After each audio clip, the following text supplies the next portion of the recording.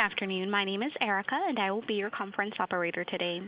At this time, I would like to welcome everyone to the Electronic Arts Q3 2018 earnings call.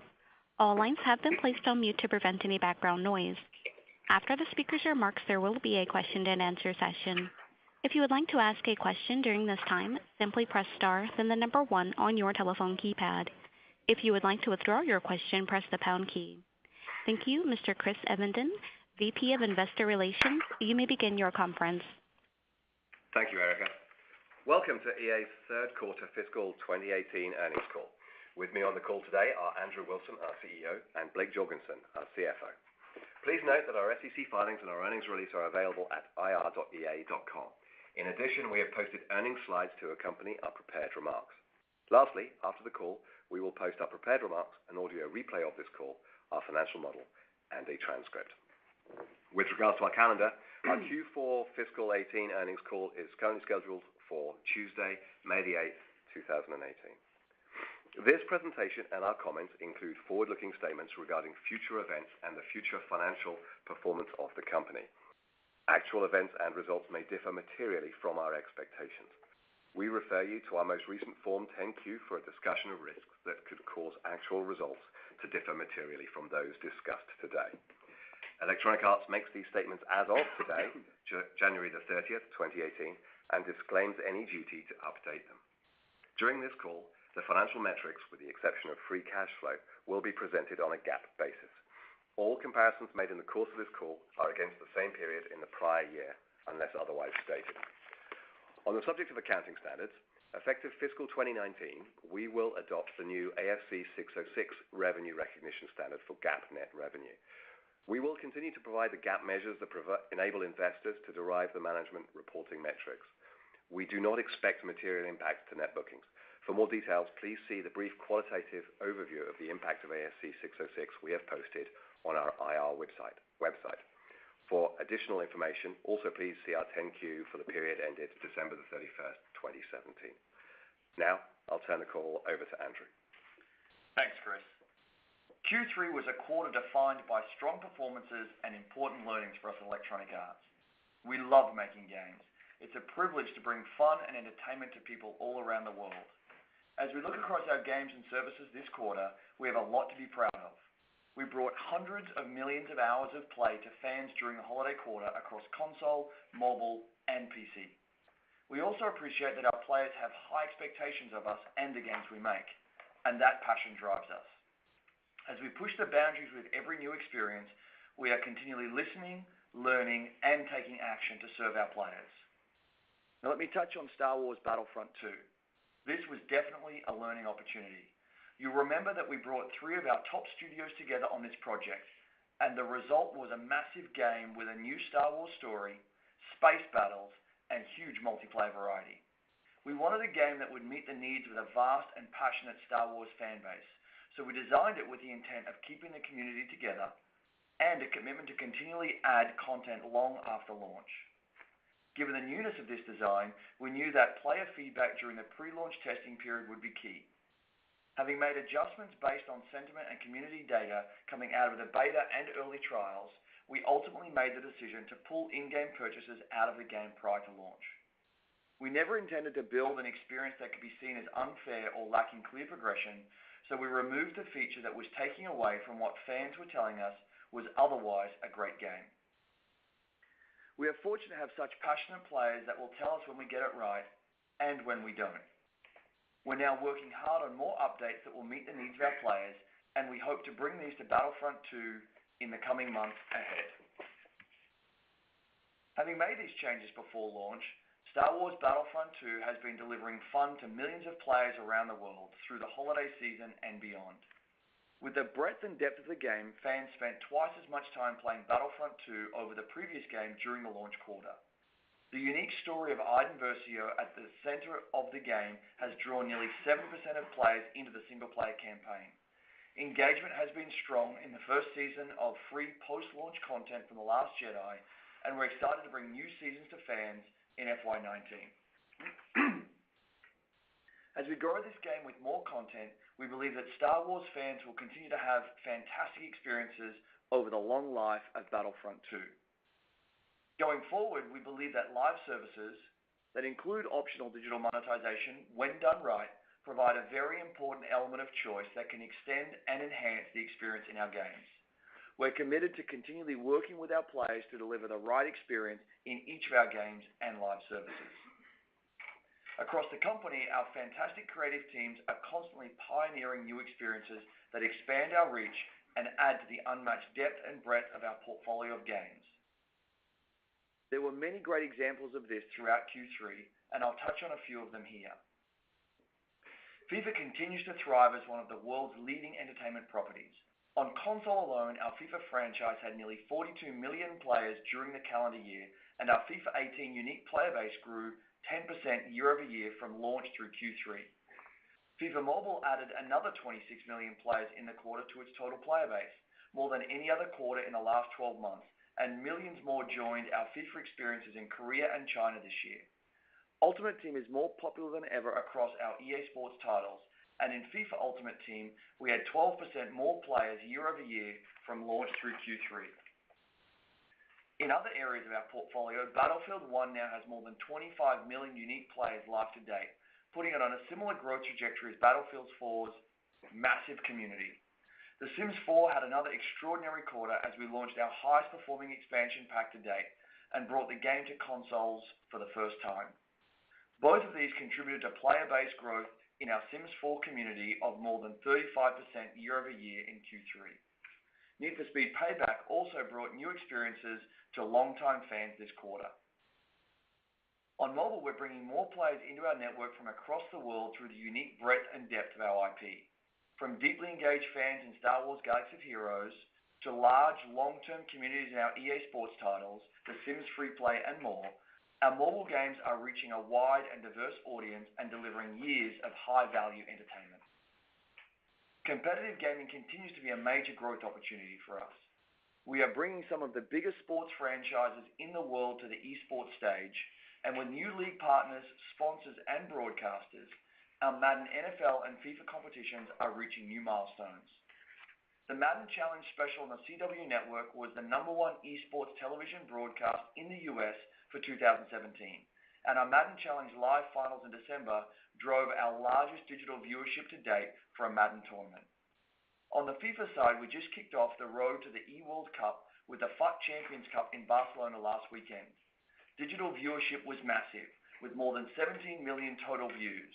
That's half of last season's total views in just our first tournament of the year. We're also partnering with leagues like the MLS, Bundesliga, and more to bring competitive FIFA deep into their fan bases, expanding our global opportunity. Next, we're bringing competition to Battlefield, with online qualifiers set to begin in Q1 FY19. Across FIFA, Madden, and Battlefield, this is going to be our biggest competitive season yet for players and spectators. Looking to the quarter ahead, we're set to deliver a mix of amazing new games that will add to the breadth of our portfolio. First, later this week, we will launch UFC 3. We have a great partnership with the UFC and have worked hard over a 2-year development cycle to bring innovation across the entire game. With major UFC events coming in the months ahead, we're delivering UFC 3 at a very exciting time for the sport and its fans. During the fourth quarter, we will also launch the first 2 games for our EA Originals program, Faye and A Way Out. As you remember, we started EA Originals with a commitment to help independent developers bring unique and memorable games to the world. We can't wait to see fans come out and support these deeply talented creators and the ideas they have brought to life in these games. Also in Q4, The Sims Mobile will launch worldwide on iOS and Android. This game is a major leap forward for the franchise, combining unique Sims magic with new dimensions of social play. Sims players are some of our most diverse and committed fans, and with games like The Sims 4 and The Sims Freeplay, we've shown how we build and deliver for these communities over many years. In FY19, we will push the boundaries even further for our players with new experiences and constant innovation. It's a World Cup year, and with the largest sporting event on the planet set to reach billions of soccer fans, our EA Sports development teams are packing excitement into our next FIFA. Madden NFL, NHL, and NBA Live will all bring new dimensions of gameplay, self-expression, and social connection. The Battlefield universe will grow this year with our next Battlefield title, captivating longtime fans and new players alike, and adding to our Battlefield service where players can move seamlessly with their friends. Our new IP, Anthem, is a stunning project from BioWare that will blend genres with a shared world experience that evolves around its players.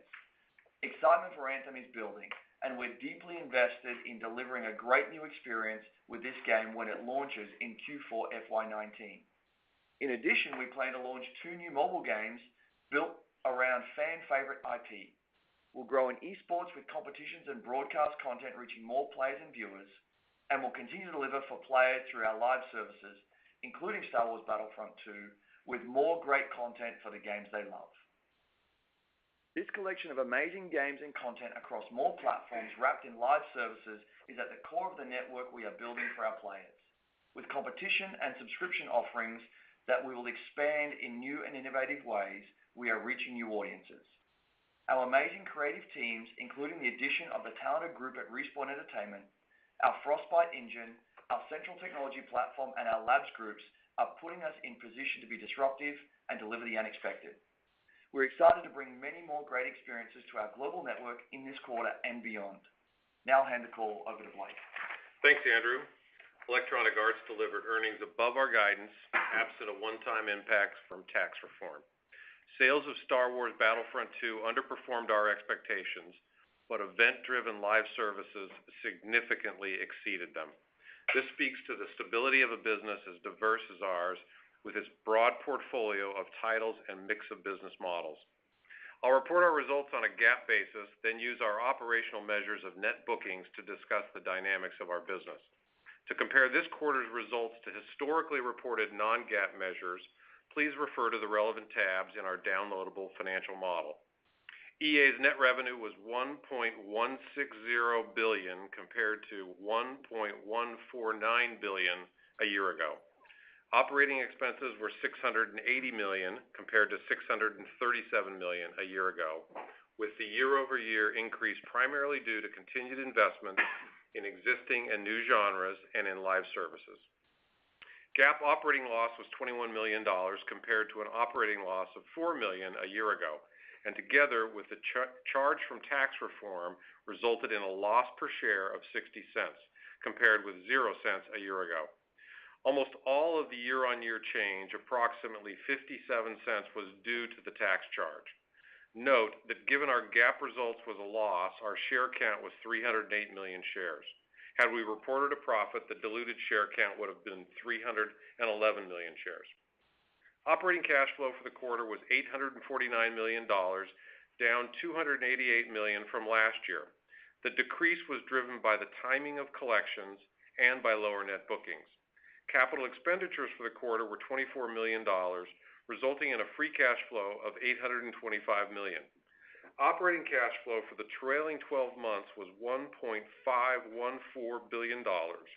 We remain on track to deliver operating cash flow of $1.6 billion for the fiscal year, which would be a new record. See our earnings slides for further cash flow information. During the quarter, we repurchased 1.4 million shares at a cost of $150 million, leaving $778 million in our 2-year, $1.2 billion buyback program we began in May. We also paid $151 million in cash to acquire Respawn Entertainment. Our cash and short-term investments at the end of the quarter were $4.9 billion, with 36% of this balance held onshore. Now I'd like to turn to the key drivers of our business in the quarter. Net bookings for the quarter were $1.971 billion, down $99 million on the prior year, which benefited from a strong Battlefield 1 launch. Net bookings for the quarter were $29 million below our guidance, driven by lower than expected sales of Star Wars Battlefront 2. For Q3, we had expected to sell about 8 million units, but we fell short of that by less than 1 million units. However, this shortfall was significantly offset by excellent performance from our live services. The impact of FX was immaterial on the quarter. Digital net bookings were $1.23 billion, up 12% on the year-ago period, and a new record for the third quarter. The main driver of this increase was live services, offset by lower sales of Star Wars Battlefront 2 compared to Battlefield 1. Digital net bookings now represent 67% of our business on a trailing 12-month basis, compared to 60% in the prior year. Looking at each of the components of this quarter's digital net bookings in turn, live services net bookings were 39% year-on-year to $787 million. The increase was driven by Ultimate Team and The Sims 4. This was a record for the third quarter. Mobile delivered net bookings of $183 million, up 5% year-on-year, also a record for the third quarter. Year-on-year growth was driven by FIFA Mobile. Full game PC and console downloads generated net bookings of $260 million, 27% lower than last year, driven by Star Wars Battlefront 2 compared to Battlefield 1 last year. This was partially offset by the underlying growth in digital downloads.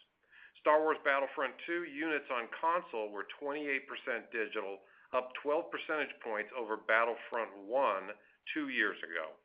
Across the portfolio, 37% of our full game unit sales were digital, measured on Xbox and PlayStation 4 over the last 12 months. This compares to 32% a year ago. Before turning to guidance, a brief note on tax reform. The enactment of the Tax Cuts and Jobs Act in December 2017 resulted in a charge of $176 million in the third quarter. The charge is preliminary and includes a tax on accumulated overseas profits and the revaluation of deferred tax assets and liabilities. Also, while we are not changing our management reporting tax rate for fiscal 2018, we're still analyzing whether the new legislation will reduce this rate for fiscal 19. In addition, because the new tax legislation and tax treatment for cash earned outside the United States, it provides an opportunity for us to repatriate most of our foreign earnings. During the coming months, we'll reevaluate our capital return and investment strategy, including our stock repurchase program and whether we should consider a dividend. We would expect to announce any changes on our next earnings call. On to guidance. We are raising our full-year GAAP revenue guidance from $5.075 billion to $5.1 billion on the strength of our live services. Our guidance for full-year EPS becomes $3.25. Excluding the impact of 48 cents from tax reform, this represents a 10-cent increase on our previous guidance. We are reaffirming our operating cash flow guidance of $1.6 billion. We continue to anticipate capital expenditures of around $120 million, which would deliver free cash flow of about $1.48 billion. We are reaffirming our guidance for net bookings at $5.15 billion, but owing to the strength of our live services, we expect this to skew more digital than originally anticipated, increasing our profitability. For the fourth quarter, we expect net revenue of $1.532 billion, cost of revenue to be $234 million, and operating expenses of $619 million. Q4 OPEX is up slightly from our previous expectations, driven by phasing of investments from Q3 and stock-based compensation expenses related to the Respawn acquisition. It is up year-on-year primarily due to continued investment in existing and new genres and in live services. This results in an earnings per share of $1.86 for the fourth quarter, using the diluted share count of 311 million shares. We anticipate net bookings for the quarter to be $1.225 billion. This is a raise on our previous expectations and up 12% year-on-year, driven by strength in live services. We continue to be excited about our opportunities for the future. Through the fourth quarter and fiscal 19, we'll be launching games across 5 different genres: sports, action, shooter, real-time strategy, and sim. We will launch them across 3 platforms: PC, console, and mobile, and we'll reach players in all corners of the world. We expect full game downloads to continue to grow, and we see growth in subscriptions, extra content, and in our mobile business. We expect esports will continue to drive growth in Ultimate Team as well as Battlefield and other titles. This will also grow our broadcast, sponsorship, and advertising deals associated with our esports activities. This diversity in portfolio, platforms, geographies, and business models is the foundation of a robust business that enables us to deliver dependable cash flow. Now I'll turn the call back to Andrew. Thanks, Blake. Across the world, more people are playing more games in more geographies through more devices and more ways to connect. It's a vast and growing audience in the billions, with increasingly diverse interests and high expectations. Reaching players with the fun and meaningful experiences they seek requires the best games and content available across multiple platforms. It requires more ways to engage with that content, including competition. And it requires a strong connection to the community, the openness and dialogue that make this industry so unique and powerful in the entertainment world. Today, EA has one of the most wide-reaching portfolios of top games and franchises in the industry. Through FY19 and beyond, we are planning stunning new additions that will continue to grow the depth, breadth, and quality of experiences we bring to fans around the world. Our DICE studio will deliver the next Battlefield, with innovation at every level, incredible stories at the core, astonishing visuals and gameplay that will captivate every Battlefield fan. Building on one of the strongest years ever for EA Sports, we're setting our sights to excite even more players and deliver even more advanced experiences with our next slate of games. Anthem will bring a rich and dramatic new world to players, built from the ground up by BioWare as a new IP that we believe will reach a wide audience and foster a long-term community. We'll take major leaps in our mobile portfolio with 2 new titles set for this year and more to follow as we continue to focus on high-quality, long-lasting games. And there is so much more to come in the years ahead with new projects in development at Motive, Respawn, and our other studios, as well as more games from the indie developers in our EA Originals program. We're also creating more ways to connect with our franchises, including competitive gaming that reaches tens of millions of players and spectators. With FIFA and Madden, we've broken new ground, bringing global competition to some of the most passionate fan bases in all of sports. Now with league partnerships, broadcast partners, and sponsors on board, we're driving even larger audiences with thrilling, high-stakes competition. Competitive Battlefield will open up a brand new dimension of our esports programs beginning next fiscal year, and by the end of FY19, we will launch competition in a 4th title as well. Esports is also fueling opportunities for us in growth regions of the world, driving excitement with our players across China, Korea, the Middle East, and more. In all of this, we are leading in service of our players and strengthening the connections at the heart of our global network. In all of this, we are listening, learning, and working to make every player experience better. With our subscription services, we're removing friction so players can enjoy more of the games they love, and in FY19, we'll be doubling down with new offerings. By leveraging the cloud, we're exploring ways that streaming and other technologies will enable those experiences to be even more seamless. And through our Frostbite technology, we are pushing the boundaries in every aspect of games today. With an amazing collection of games and content, thrilling competitions for a global audience, and a network built on the strength of our player connections, EA is uniquely positioned to lead in the expansion and evolution of this industry that we love. Now, Blake and I are here for your questions.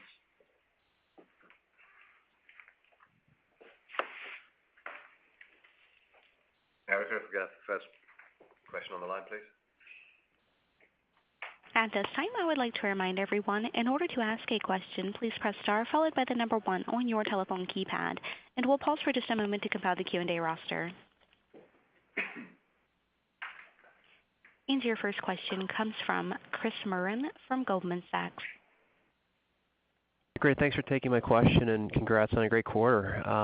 So you called out live service revenue growth of 39% in the quarter, and I don't think we've seen that level of growth, quarterly growth, since fiscal 15. So I was wondering if you could help us understand the components of that a bit better, and in particular, what drove such a strong acceleration in growth for Ultimate Team. And then just a second question, when it comes to live services, you mentioned the learning experience that you had with Star Wars. So now when you think about how to build a digital economy for your non-sports titles, can you maybe talk a bit about how your philosophy has changed there, if at all, and are you now more focused on cosmetic items, or do you still think a collection mechanic can work well for a shooter or action title? Thank you very much. Thanks, Chris. I'll start with the digital question, and I'll let Andrew answer the second one. So we were very pleased with the live service growth, and the strength of it across all of the franchises. I think first and foremost, FIFA and Madden had fabulous Ultimate Team experiences during the quarter. Great events driving continued deep engagement. The opportunity that we did with last year with FIFA to bring a single-player story mode into the game helped drive Ultimate Team last year in FIFA and continued that this year. The same thing occurred in Madden as it brought more people into Madden and it brought them into Ultimate Team. That in combination with the esports business that we've been building around Ultimate Team in those two properties has proven to be extremely exciting for the consumer and driving a huge level of interest in Ultimate Team and participation in Ultimate Team. Beyond those two properties, as well as hockey, which continues to do well, and UFC is starting to grow and basketball is starting to grow around Ultimate Team. The Sims 4 added a substantial amount to extra content live services. The continuation of our successful content packages that we ship with The Sims 4 was very strong during the quarter. And then as we brought The Sims 4 out on console, that also started that process for the console side of the equation. So we're excited about the continued future of The Sims 4 and clearly that in mobile down the road. Battlefield 1 continued to help monetize live services in their extra content program. And the combination of all of that really drove the massive growth in extra content during the quarter and helped balance out the business model. As I mentioned just a moment ago, competitive gaming we believe continues to be a big driver there going forward. We'll see that in the Battlefield franchise, I think, as Andrew mentioned. So that's the extra content piece. The live services piece. Let me let Andrew address the other question. Thank you, and a great question.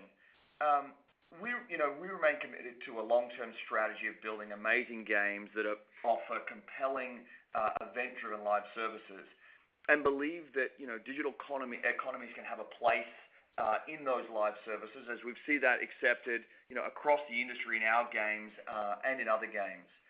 But I think the greatest learning is there's no single model.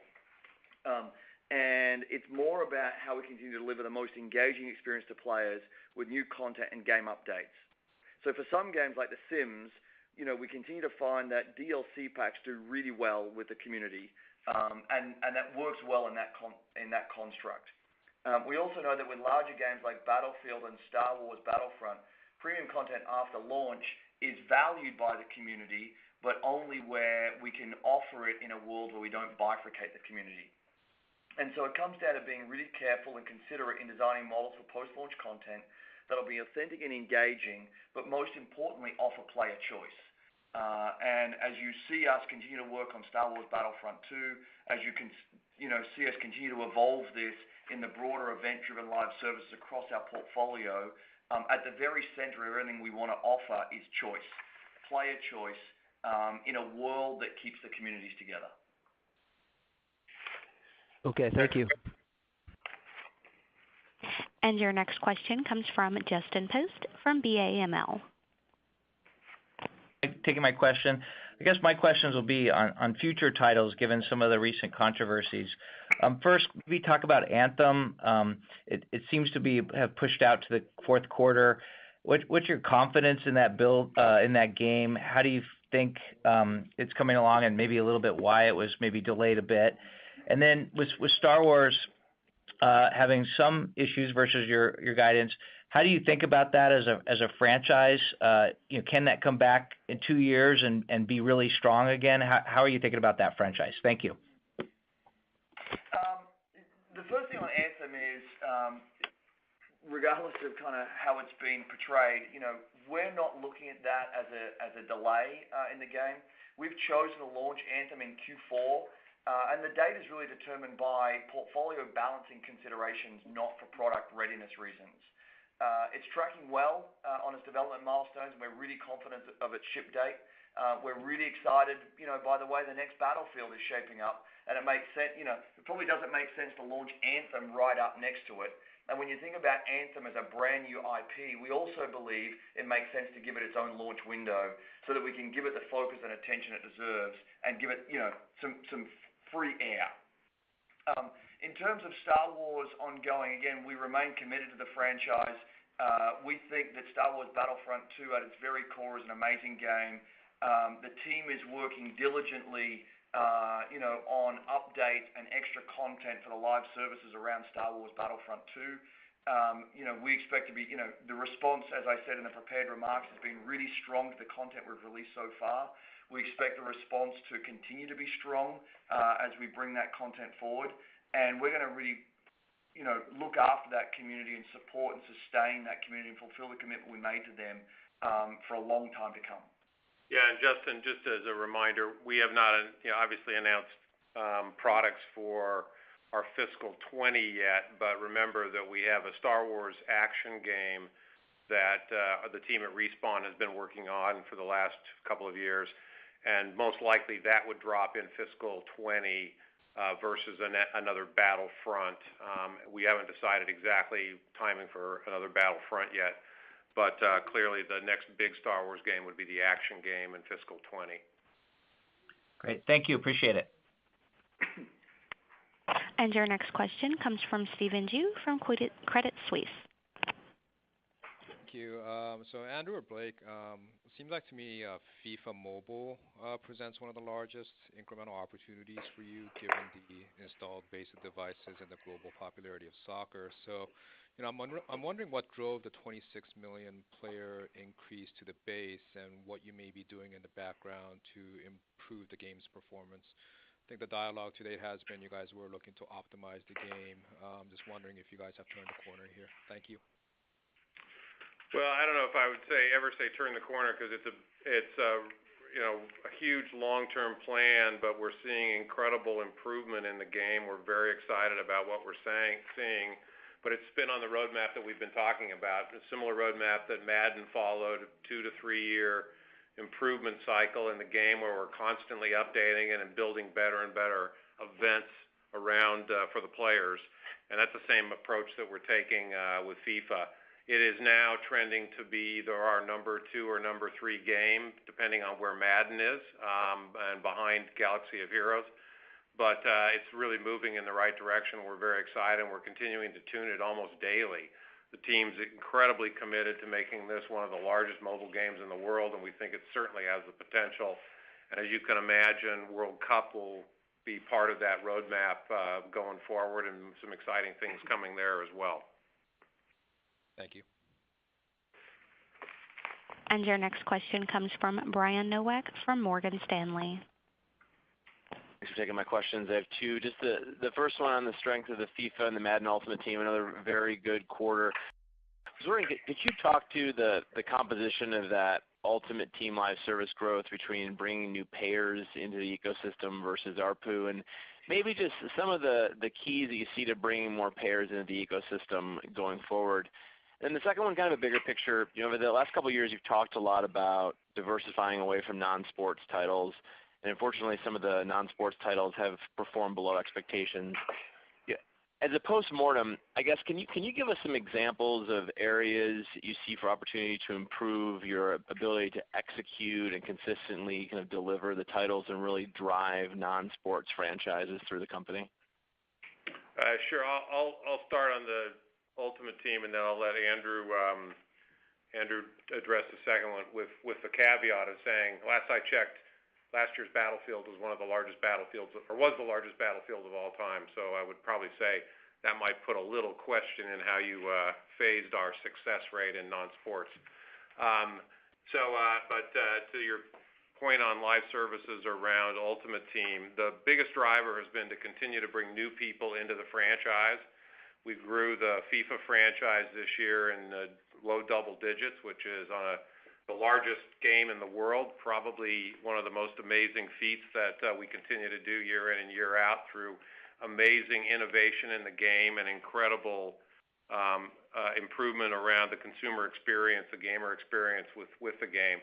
That plus bringing more people into Ultimate Team has really been the major driver. It is the single most popular way to play the game. People start to think about FIFA as really Ultimate Team more than they do the underlying game itself. It's so exciting for people because it's constantly changing and it has new and exciting events every single week to bring people back. So it is truly a live service that's being driven every day and every week versus a single game. Madden follows that same trail, as well as hockey, UFC, and basketball. And all of those efforts have been on how do you bring more and more people into the Ultimate Team world versus how do you try to increase the ARPU on the people that are already there. We find that the ARPU increase happens naturally as people spend more time playing. But at the end of the day, our effort is primarily on bringing more people into the franchise through making sure they understand it, making sure they find ways to play it and enjoy it. For example, this year we addressed an issue where people who didn't want to play online, they still wanted to play Ultimate Team. We created a mode so they could do that. So it's ways to continue to bring people into the franchise overall as well as into Ultimate Team versus ARPU. So. Yeah, and on the second part of the question, I echo Blake's sentiment a little bit. As I look back over the last few years, and we think about The Sims, which has continued to perform year over year, Battlefield 1, which, in its year, I think was either, certainly the biggest Battlefield and maybe the biggest shooter of that year. Plants vs. Zombies Garden Warfare, which is a new IP that, has done well across 2 iterations. Dragon Age Inquisitions, which in that year was Game of the Year. Even, you look at Mass Effect, and while, there was some polarizing sentiment in that franchise, it's actually performed really well, and player engagement is really strong. And then, of course, across mobile, SimCity Build It, The Sims Free Play, and Star Wars Galaxy of Heroes, all highly successful in their own market. So as I take a 50,000-foot view and look at the breadth and depth of our portfolio, across all of the games we make. And even, you look at in 2017, in aggregate, we were the highest reviewed publisher across our entire portfolio. So there's a lot of real goodness there. With all of that said, that doesn't mean we are perfect, and there are always learning opportunities for us, and we are a learning company. And as you look through our history over the last, 3 or 4 years, there have been times we didn't quite get it right. And we have put our player-first commitment at the forefront of everything we do, and we have worked tirelessly to ensure that we're able to support and sustain them with the kinds of experiences they expect from us. And, so that has meant, we have changed some beta processes. We have changed some testing processes. We've changed some of the ways we've designed. We've changed some of the ways we go to market. And as a company, we will always be learning and always evolving and always making the right changes in service of our players. But on balance, I think we've had a really, really strong run on sports and non-sports. Great, thanks. Your next question comes from Eric Sheridan from UBS. Taking the question, maybe 2. One, on the EA Originals, how should we think about the sizing of the opportunities for those sorts of games, as well as maybe the marketing support that's needed for those games versus more traditional titles that you've seen that might have had bigger budgets on both the development side and the marketing side? Second question, obviously we have a World Cup in the calendar 2018. How do you think about a framing of a World Cup, what it means for FIFA broadly as a franchise, both in mobile and in non-mobile, broadly as you look out over the next 12 months? Thanks, guys. Let me take the first one. I'll let Blake take the second part. Again, the reminder, EA Originals for us is really built on a philosophical belief that we need to encourage all forms of game development to keep the industry healthy over time. We see this in the indie music business. We see it in the indie movie business. And, in a world where today to compete with the likes of us and some of the other players in our development publishing space, you need hundreds of millions of dollars. And that probably means that some of the really interesting, different, quirky ideas never get to make it into players' hands. And we believe that as a company with the kind of leadership position that we have, that it's actually our responsibility to help those games get into players' hands. And through the process, that probably means they're not going to be giant games in the first part of it. And we don't look at it that way.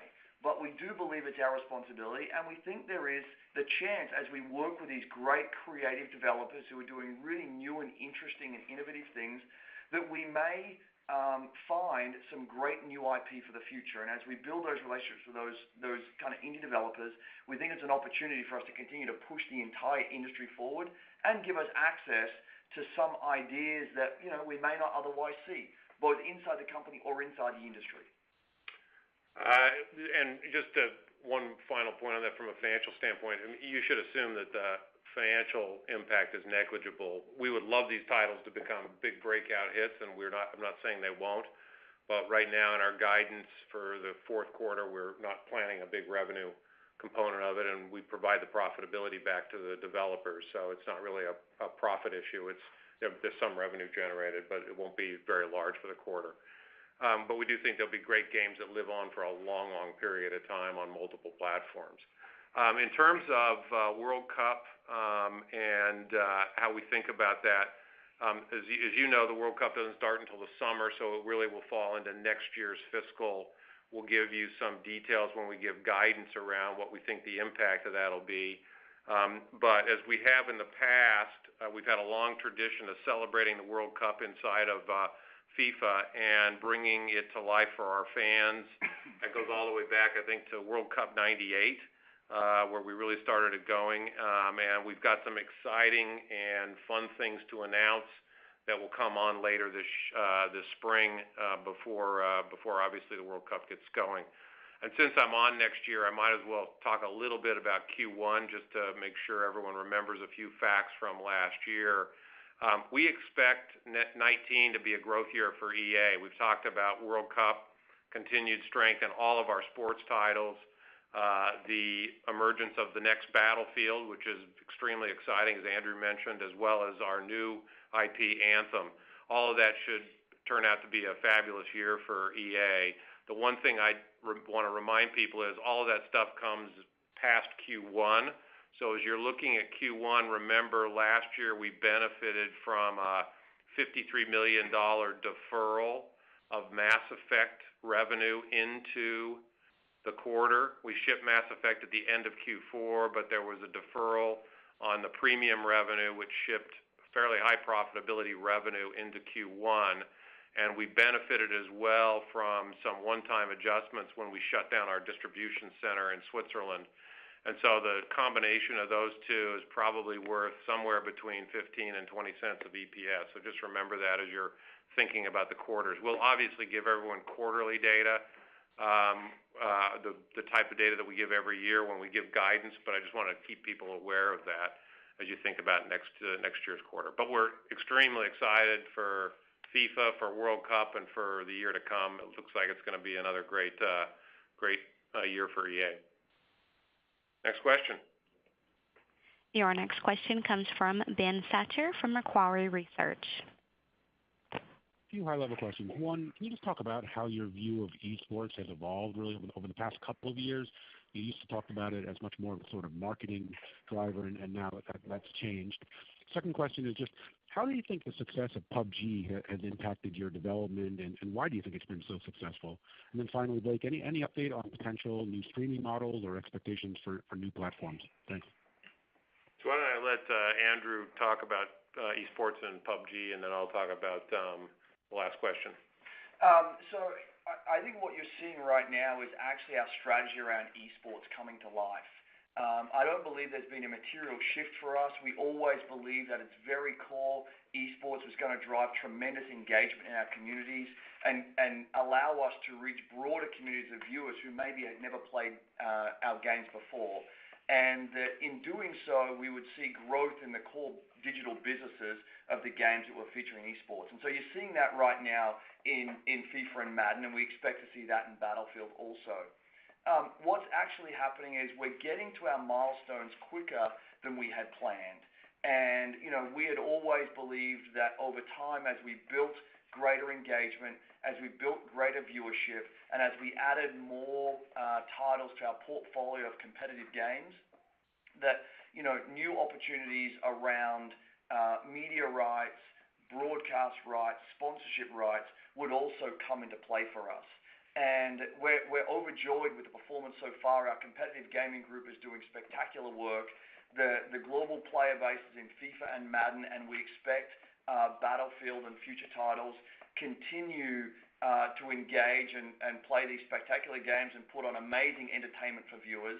And that just means that we're accelerating in terms of where we think other growth vectors and profitable revenue might come from over time. In terms of PUBG, again, I think what you discover in this industry is that there's a lot of great vectors that drive player engagement. And one of those is just innovation in the core gameplay mechanic. And what the team with PUBG have done is really delivered a new level of innovation that changed the way people were playing first-person shooter games. And we're very respectful and complimentary of what they've been able to do.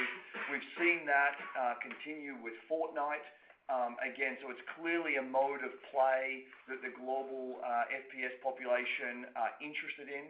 And given that we have some of the best shooters in the marketplace, you might expect that we're also thinking about new and innovative ways to play.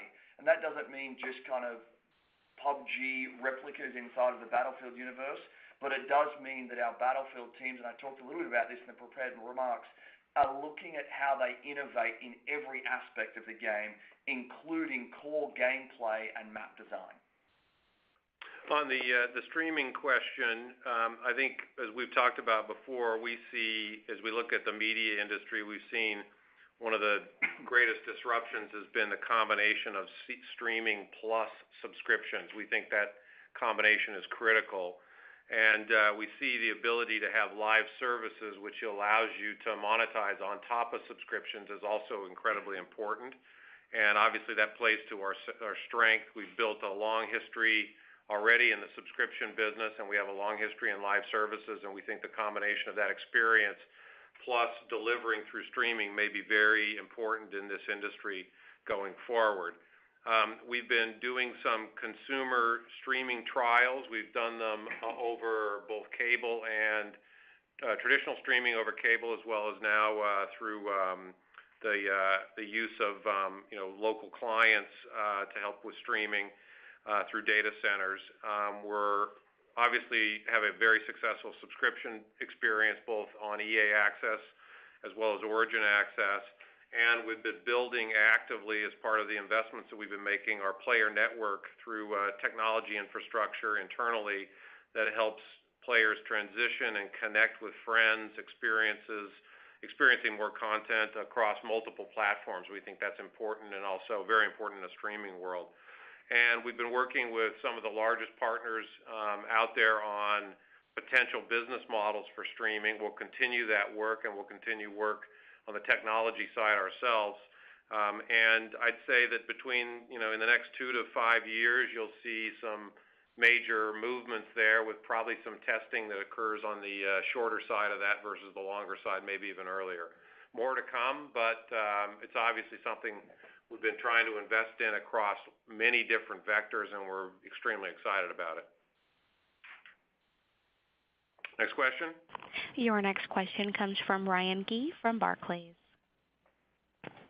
Hi, great. Thanks for taking my call.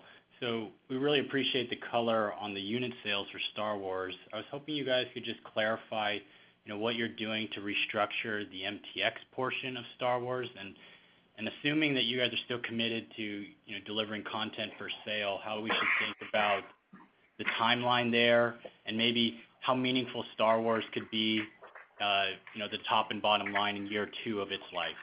Thank you. Yeah, so, I think as we talked about in the prepared remarks, we believe that digital economies have a place in event-driven live services. And, our plan is absolutely to continue to drive and focus and deliver on that. And the teams are working on how that will fit in the context of the Star Wars Battlefront 2 universe. And we expect over the next coming months we'll have more to share on that front. Yeah, and in terms of financials, Ryan, I think as you know, we're inherently conservative in how we try to forecast, and we did not build very much revenue at all into this year's forecast for Star Wars. And while we haven't given guidance yet, as we're doing our budgets for next year internally, we're assuming that until we have a proven model that we are confident of, we're probably not going to build a lot into our budgets either, i.e. then into our guidance. More to come when we give our guidance, but don't take that as a negative in any way. It's simply conservatism around how we're trying to drive the business. As Andrew said, it's very important to us long term because we think it's very important to how fun the games are and how people will enjoy the games. We just need to make sure we get the model exactly right. Okay, great. Thank you, guys. Thanks. Next question. Your next question comes from Andrew Urquhart from Oppenheimer. Hey, thanks so much for taking my call. If we remove World Cup out of the equation for a second and just start thinking about FIFA medium longer term, where's the opportunity in growing that franchise? Is it kind of increasing the player base, increasing ARPU? And on the gaming side, you've added a lot of new features over the past couple of years. Do you still see room for more features? Great question. And as we think about FIFA, the beauty of FIFA and the greatness of FIFA is that soccer, or football in many parts of the world, is the world's game and just goes from strength to strength across the globe. And so really the opportunity with FIFA is really, really strong. And we think about that on a few key vectors. And they all involve, at first level, growing the total addressable market. So, right now we have tremendous geographic expansion opportunities, and we've talked a little bit about our China presence and how well it's doing there. The Middle East is opening up as a tremendous opportunity for FIFA. The U.S. continues to grow. Southeast Asia continues to grow, and the passion, quite frankly, across Europe continues to grow. Next, we think about this in terms of platform expansion. And, as consoles continue to grow, and again, there are more consoles sold this generation than any generation before on PlayStation and Xbox. PC is making a resurgence for gamers, and FIFA has a very strong PC presence. We talked in our prepared remarks around mobile, and Blake talked a little bit about how we think about streaming long term to really remove the barriers to entry to bring in more people. And then, two of the most powerful motivators of human behavior on the planet are competition and social interaction. And so as you think about the types of games and features that we'll continue to build inside of the FIFA universe as we bring this, multi-billion global community of football fans together, are features that actually drive greater social interaction. As a sports fan, the thing I want to do most is interact with other sports fans. And as a competitor, the thing I want to do most is compete. And you're seeing this now around our competitive modes, but you should also expect as we branch out in geographies and platforms and new access models like streaming and subscription, that features around social interaction and competition continue to be at the very core of what we do, and we think there's still tremendous opportunity there. Yeah, and I would add to that, one of the things that's made FIFA so successful for us is the deep partnerships that we build with the leagues out there. And today we don't have all the leagues, so we're constantly looking at what leagues are emerging, what leagues are extremely strong, and where can we better partner with leagues going forward. And it's been a fabulous way to help grow the business and help grow the support of football around the globe. The leagues see us as a major way that they can market their product, their players, their teams, their stadiums. And we see it obviously as a perfect business combination for us. And so part of our growth strategy going forward, particularly in new geographies, is how do you make sure you have the leagues for those geographies. But even in mature geographies where we might not be fully exposed to all the leagues, we're trying to make sure that we're driving that. It's a incredible competitive advantage for us to be able to have those deep partnerships, and we're going to continue to try to leverage those to help grow the product across all the platforms that Andrew talked about, mobile, streaming, PC, and the core console business. Great. Thank you, guys. Your next question comes from Mike Hickey from Benchmark Company. Hey, guys. Thanks for taking my questions. I really appreciate it. Congrats on the quarter. Two on loot boxes. One sort of ground level. I'm curious if Disney has formulated any sort of opinion on whether they're comfortable with that sort of monetization mechanic in Battlefront or future games? And then maybe from a higher level, how we should think about balance the risk of any sort of constrictive framework emerging around loot boxes, and maybe how you think about, if you do see that as a risk, how you think about mitigating that as a company or as an industry. Thank you. So first, I will choose my words carefully. You shouldn't believe everything that you read in the press. We have a tremendous relationship with Disney. We have, built some amazing games together: Battlefront, Star Wars: Galaxy of Heroes, and Star Wars Battlefront 2. And we have been very proactive in that relationship in service of our players. And so, at a point, where we make the decision that we believe we have the right model for our players and our global community, I have no doubt that we will get the support of Disney on that. And again, as we look forward, the big learning is there is no one-size-fits-all when it comes to event-driven live services. But at the very core, we must always build on a foundation of player choice. And that might be the choice of whether a player engages in a particular mode or not. That might be whether a player decides to grind for something or not. But in all things, it's around providing a fair playing field where players feel they have choice.